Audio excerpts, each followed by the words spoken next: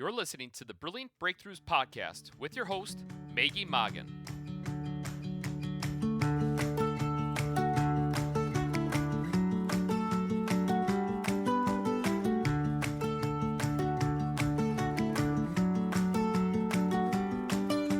Hi, small business owners. Welcome to the Brilliant Breakthroughs Podcast, where we focus on creating brilliant breakthroughs for the small business owner. FYI, that's also the name of the #1 Amazon best-selling business book series for small businesses. It's titled Brilliant Breakthroughs for the Small Business Owner, and the subtitle is Fresh Perspectives on Profitability, People, Productivity, and Finding Peace in Your Business. You can get it in digital copy or paperback. And today the book we're referencing, because this is the second volume in the series, is the one with the emerald green cover. Today's conversation is with #1 best-selling business author from the 2018 book, that emerald green color we're talking about. So welcome, rock stars. My name is Maggie Moggin, and I'm a #1 best-selling business author and creator of that series we were just talking about. And I help businesses transform their business through my organization, Brilliant Breakthroughs, Inc. But let's get busy talking about our guest today, Mike Raber. Hey, Mike Maggie. Raber. How's everyone doing out there? Okay, so welcome, friend, and congratulations on being a #1 best-selling business author. Ooh, do I dare say twice now? Thank you, Maggie. You rock. Thanks. Okay, now everyone, Mike wrote a really great chapter, and in the 2018 book, it's the 7th chapter, and it's titled Discovering Your Business's True North. And Mike talked about some really cool things that you don't typically see in a business book. So have fun reading it. But I want to open our conversation to go a little bit beyond what we wrote, what Mike wrote, in the book. Mike, in the book, you talk about owning your why. Okay? You talk about that in the book, and you do a really nice job on that. But personally, I've heard you say something often, and you talk about owning your stage. And I'll put that in air quotes. So everybody, here's the air quote, owning your stage. What do you mean by that? Okay. I guess it originally came from years back when I was in high school. I got involved in acting. I love to act. I love being on stage in front of people. But I would also kind of awkwardly, like a lot of young actors, walk around on the stage and often, I guess, look lost because my drama teacher would say, Mike, you need to learn how to own your stage. And I didn't really understand what she meant by that until one afternoon, we had, before practice and before an actual performance, I got into an argument with our principal. And the principal, along with an auditorium full of people, showed up to watch the performance. And my line in the play literally was, I walk into the classroom, look at the teacher says, Mike, you're late. And I say, I'm not late, the class bell's early, in a bratty kind of way, and sit down. But I walked in onto the stage, I looked at the teacher said her line, and then I looked at the principal. And the anger that I had towards the principal and towards a lot of the teachers in school at the time, and it didn't click to me what owning your stage was. I had the audience in my hands. I then looked at the principal and said, I'm not late, the bell's early. And looked at the principal and said, this is a dog-eat-dog world. Nobody here cares about us. And went on this 5-minute tangent, letting the principal and the teachers know everything I always wanted to tell them and couldn't. And no one had a clue that I was off cue, except for the I love and then it. turned around and walked off. And it was at that point that I truly understood owning your stage, what that meant. Now, fast forwarding many, many years into business, and I would often hear the term, and I talked about it in a chapter, knowing your why. Why are we in business?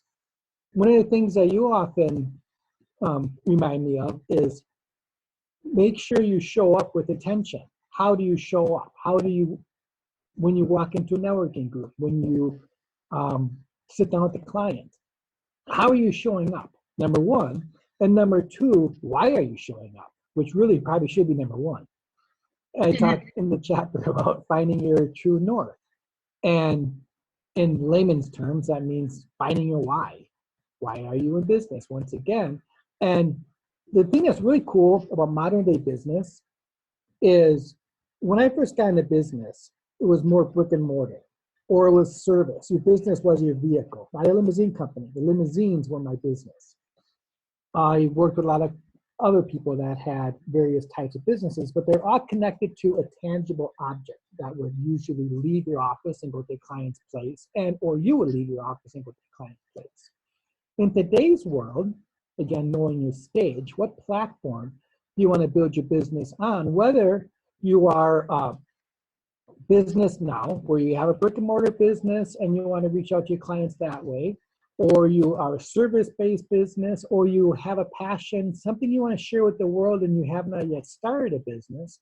What's really cool are there's so many online programs, there's so many different resources you can tap into as an entrepreneur to reach your audience and show up. The most important thing, though, is once you first sit down, think about how do you want to get your message, get your business to the customer. Then, why, again, is it important to you? And make sure that no matter what format you use, whether it's a brick and mortar where the customer walks in the door and you smile and say, "Hi, good day, how may I help you?" and greet the customer enthusiastically, versus a service type business where you show up and you take care of the customer or client comes into your office and you sit down and you're enthusiastic because you know that that day you're going to make their day. They came to you for a reason and you have the power, you have the ability to help them. Versus, I guess, instead of saying, okay, I have to sit down with this client and do this and this because it's my job or it's my business, more so having the mindset of, I'm going to make someone's day today. How can I do that? Why am I sitting down with this person, and what am I going to do to ensure that when that customer or client leaves the conversation, leaves the store, leaves the office, they will leave in a better position than when they came in the door.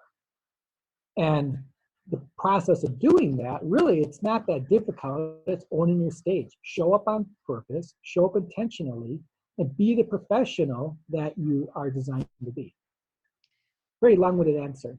But it makes sense. And I'm glad that you unpacked it a little more, because I think we're at a really unique time where many businesses are moving online.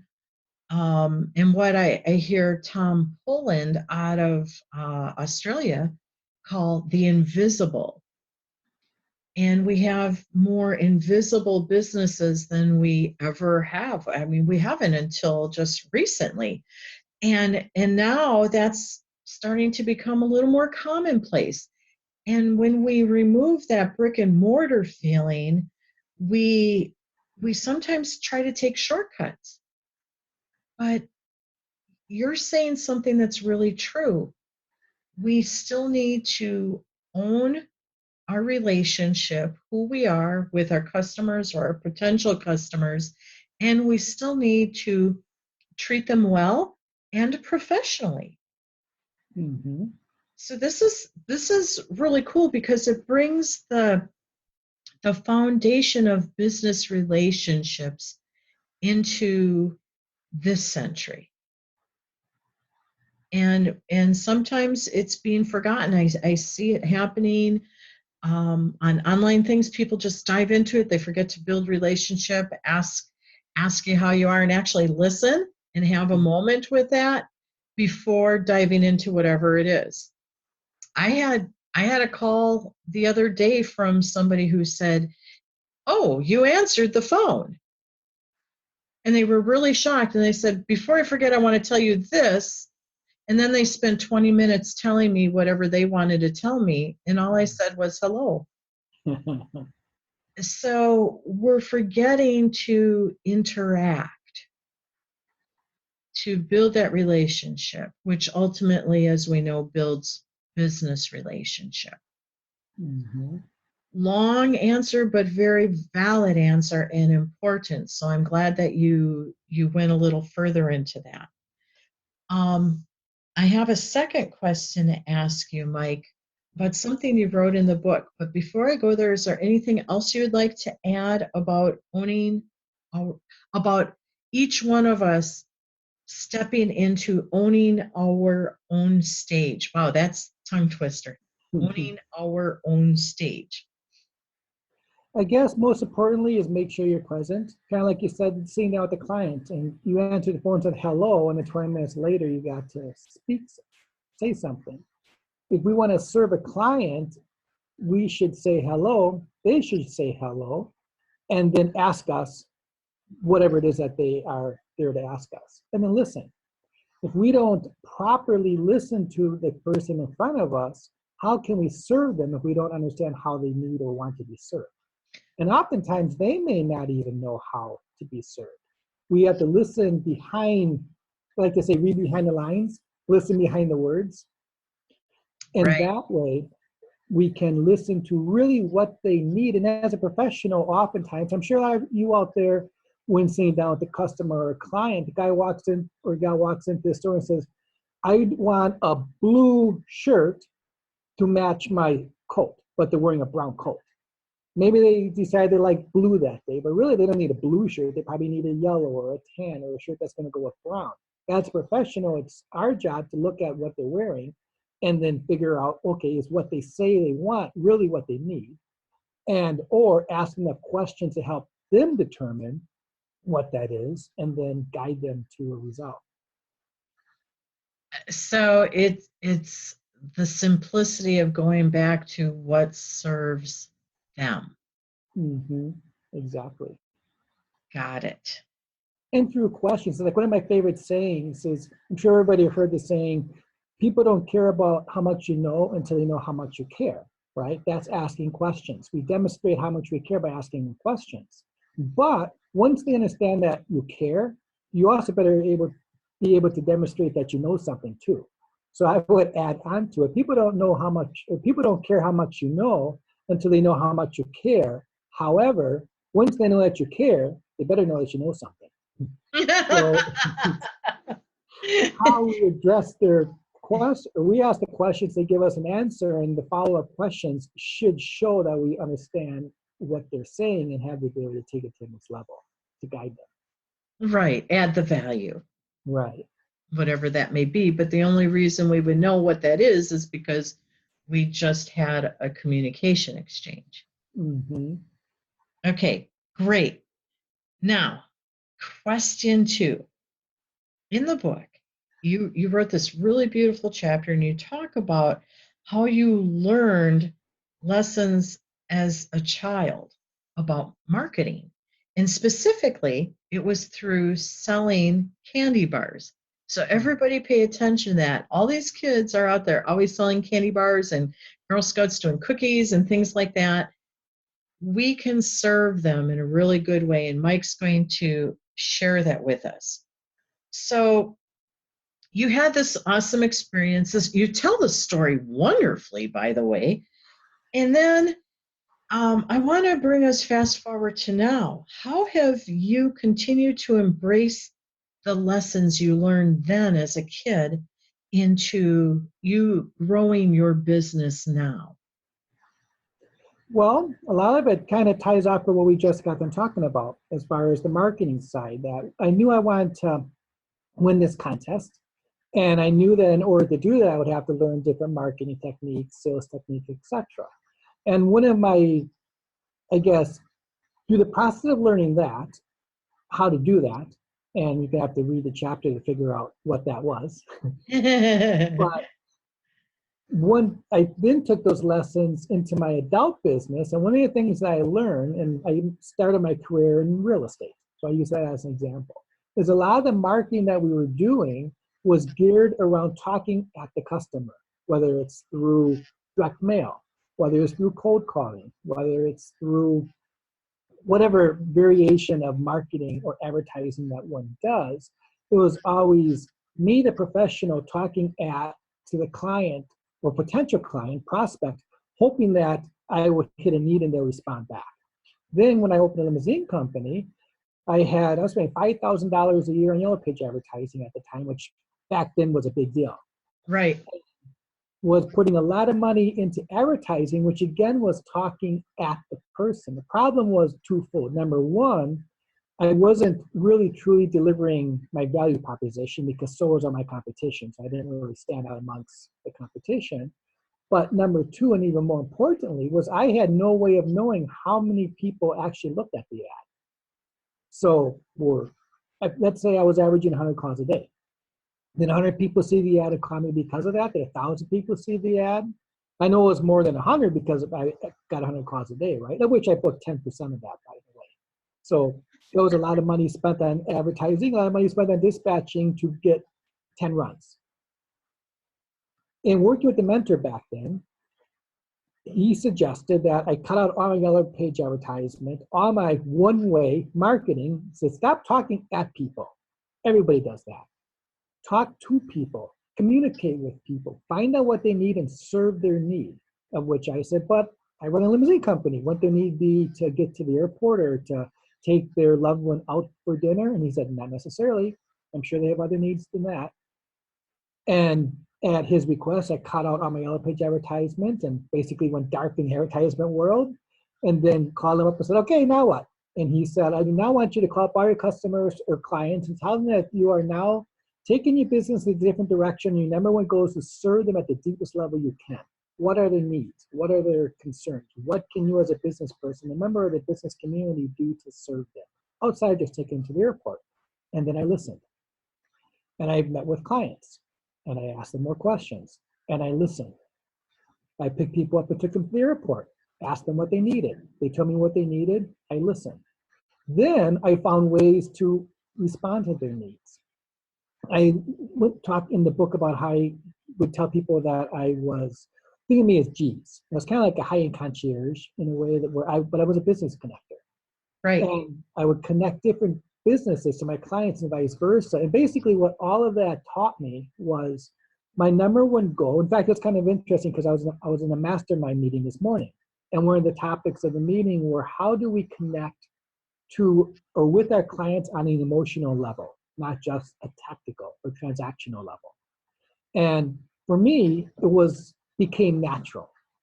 I didn't want to just create a client or customer.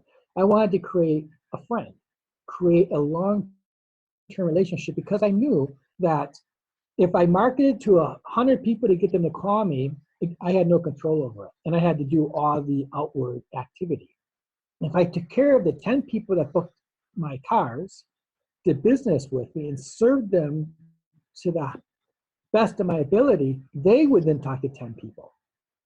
And they would then talk to 10 people. And I didn't have to market anymore. They marketed for me. All I had to do was serve my clients at a much deeper level.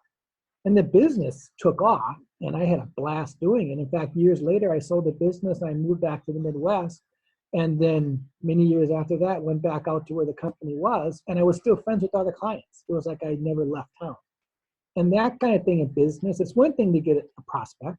It's another thing to turn a prospect or get a lead. You turn a lead into a prospect, you turn a prospect into a customer, and then over time, turn a customer into a client, right? Question is does it stop there, or you then turn a client into a friend? And I found that A, it's a lot more fun to turn your clients into friends, and B, for those of you out there thinking, that sounds kind of hokey. It sounds like a lot of work. Why not just throw another bunch of direct mail out there? And I don't have time to talk to people that much anyway. I just want to serve them, or I want to do business with them. If you actually build friendships, build rapport, and I'm not talking about going out to dinner every Friday night. I'm just talking about having the client happy when you call. When you pick up the phone and say, hello, and you say, hey, Maggie, this is Mike. How are you doing? You should hopefully be glad that I'm on the other end of the phone saying, oh, man, that Mike, I don't know, 20 minutes to listen to him talk. So that's kind of what I learned was don't just market to market to create a reason to talk, then through talking, listen, serve, and build trust. Through trust, build relationships, and through relationships, all your dreams will come true. That's simple. Okay. So this is really important. And I want everybody to hear this. Mike just gave you an accelerated path to how to build deeper relationships so your customers and clients love you and refer you. Now, did he share that you need to invest in your relationship? Yes. But in this model, what happens is referrals naturally happen because they're your friends or they perceive themselves as a friend. As Mike said, maybe not going out Friday night and Saturday and Sunday hanging out friends, but professional friendship. And that is essential in building relationships in today's marketplace. We have become more of a fragmented society. And in those fragments, we become sometimes isolated, sometimes in solitude, two slightly different things, but we're pulled away from relationship with others. And humans are social beings. So if you show up and you decide that you're going to take your marketing to gaining customers and building deeper relationships, you will gain even more customers than, as Mike said, the ad that is talking at the customer. This is huge. I cannot overemphasize the power of what Mike just shared. Thanks, Mike. You're welcome. And what's nice is if you truly are working within serving your own why, if your why is whatever that may be, and you're truly living and walking that why, it's easy to do this because you're already having fun. You're already, the people that appreciate you for what it is are like to say, like-minded people attract other like-minded people. Right. So as you identify your why and you go out there and work within that, again, finding your true north and serving your clients in that arena, they become natural friends. You don't even really have to try that hard, just be your natural self. You're having fun, they're going to resonate off of that energy, and they too will be attracted to you and by default attracted to your business. Right, And there's an appreciation there. That's really cool. Right, and there's some, can I throw one real quick idea out there? Can I share with the audience? Yep. There's some ways, and now it depends on your business. It can be as simple as when I was in real estate. If I sold a house, after 30 days or so after the sale, I would hold a housewarming party. And I would show up with pizza or catered food, and I would cater. So let's say it would cost me $50, right? I would invite the people that the new home buyers wanted to come to the housewarming party, etc. And I basically catered it so the new owners now could, and people out there in the real estate business, this would worth a lot of money, so pay attention. All they had to do is show up, be present, open their house up to their friends and loved ones, and have fun. I catered it. I got to meet all their friends and loved ones. I guarantee you I was one of the only people doing it in the area, and because of that, I got referral after referral after referral from that. That was a lot more fun and a lot easier to do and a lot less expensive than sending out 1 million just sold cards. I know this story of Mike's, and it's very powerful. And the value that he added was he showed up like a friend in this. So keep challenging yourself to think about what are the different ways I can show up as a friend without being a stalker or creepy and show people that you really care, because if you do, they will remember that. And that's what business relations are all about. That's what referrals are all about, is remembering you so you stay top of mind. I'd love to have us continue the conversation further. Mike, we have 3 more podcasts to do this year with you. So I'm excited because I know this isn't the end of the conversation. Nope. But we need to wrap up this episode. Sounds like a plan. Okay, so listeners, this is how you can learn more and engage with #1 best-selling business author, Mike Raber. First, start by reading Chapter 7 about finding your true north. And that's in the #1 new release book and bestseller, Brilliant Breakthroughs for the Small Business Owner, Volume 2, with the emerald green color. Also, at the end of Mike's chapter, he has a gift at the bottom of the author's page. And do yourself a favor and your business's performance a favor by accepting his invitation.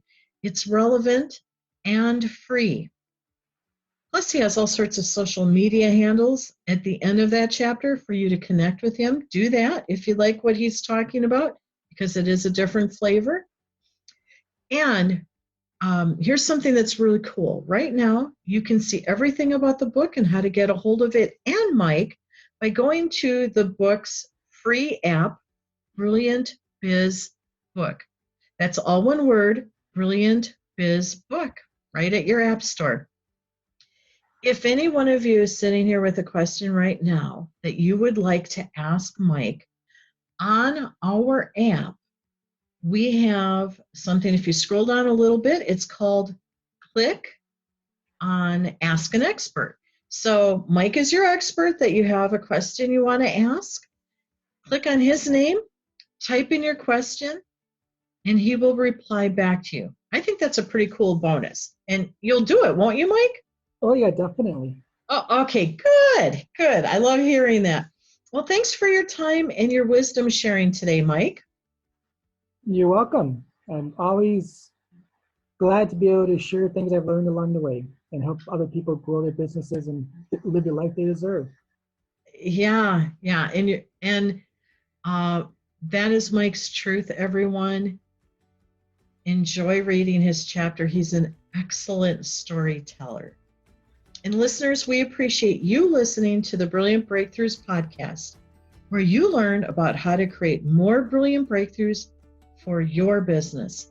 Until next week, go ahead and shine brightly.